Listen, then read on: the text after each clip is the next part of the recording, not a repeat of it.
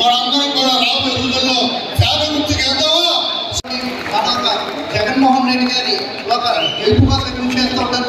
So మీరందరూ కూడా రానున్న ఎన్నికల్లో ఇక్కడ ఆల్రెడీ భరతరామ్ గారు మన ఎంతో కృషిగా చేసి పెట్టారు ప్రతి ఒక్కరికి ఎంతో విధంగా. సో మరోసారి మనం గెలిపించి రాజమండ్రిని కూడా మరో విధంగా తీర్చిదిద్ది అందరికీ కూడా మంచి చేయాలని కోరుకుంటాను. Thank you. వేదికని అలంకరించిన ఈ వేదిక ముందున్న పెద్దలందరికీ నమస్కరిస్తూ మీకు ఒక 4 విషయాలు చెప్తాను. ఈ రాష్ట్రంలో జరిగిన విషయాలు మీకు చెప్తాను. దేశంలో ఎక్కడా కూడా జరిగినవి. ఈ రాష్ట్ర ముఖ్యమంత్రి ఒక ఆశయం ఉన్న ముఖ్యమంత్రి. ఈ రాష్ట్రంలో పేదరికం ఉండకూడదని చెప్పి 33 పథకాలు పెట్టి పేదరికాన్ని 12 నుంచి 5% తగ్గించిన వ్యక్తి జగన్మోహన్ రెడ్డి గారు. మీరు గుర్తించుకోండి.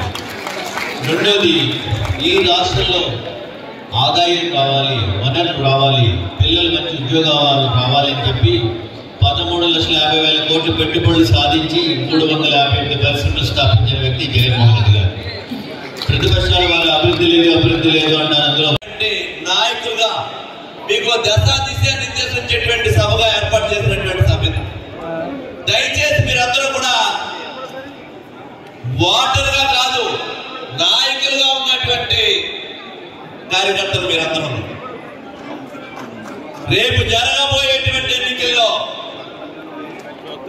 ఈ విషయం ఎందుకు చెప్తున్నానంటే 2019లో నేను 14 నుంచి 19 వరకు ఎమ్మెల్యేగా ఉండి ఎన్నికల్లో మేము ప్రజల్లోకి వెళ్తుంటే ప్రతి గ్రామంలోని కూడా మమ్మల్ని ప్రశ్నించేటువంటి పరిస్థితి ఉండేది.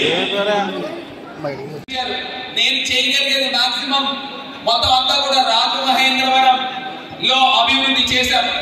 కానీ ఇక్కడ ఉన్న ప్రతి కార్యకర్త సోదరుడికి కూడా ఒకటే చెప్తా ఉన్నా, ప్రతి కార్యకర్త సోదరికి కూడా ఒకటే చెప్తా ఉన్నా, రేపు స్థానికంగా మనం ఇక్కడ శాసనసభ్యులు అయినప్పుడే ఖచ్చితంగా ప్రతి కార్యకర్తకి, ప్రతి నాయకులకి కూడా న్యాయం జరుగుతుందని కూడా ఈ సందర్భంగా తెలియదు. ఎందుకు చెప్తారంటే జగనన్న ఎట్లాగా 30 సంవత్సరాలు ఆయన రాజకీయాల్లో పూర్తి స్థాయిగా ఉన్నారు. మరి జగనన్నతో పాటు జగనన్న తమ్ముడిలా జగన్మోహన్ రెడ్డి గారితో 30 సంవత్సరాలు ఇదే నియోజకవర్గం రాజమండ్రి నియోజకవర్గాన్ని అంటి పెట్టుకుని ఉంటానని మీ అందరికీ కూడా మాట ఇస్తా ఉన్నా.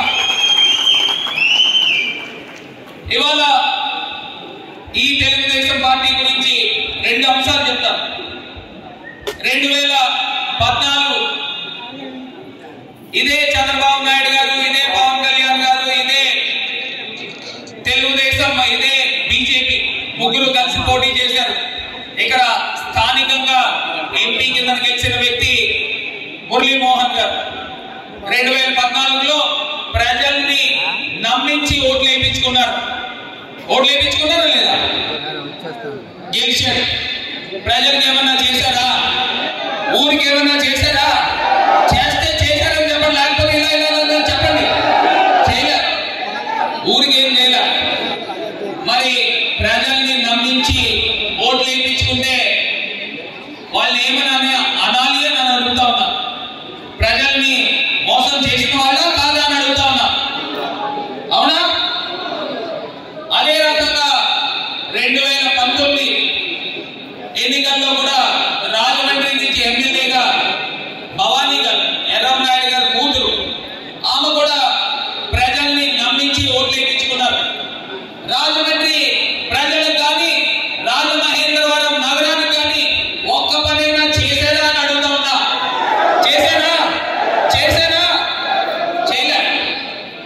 పోనీ వాళ్ళు ప్రతిపక్షంలో ఉన్నారనుకోండి, మనం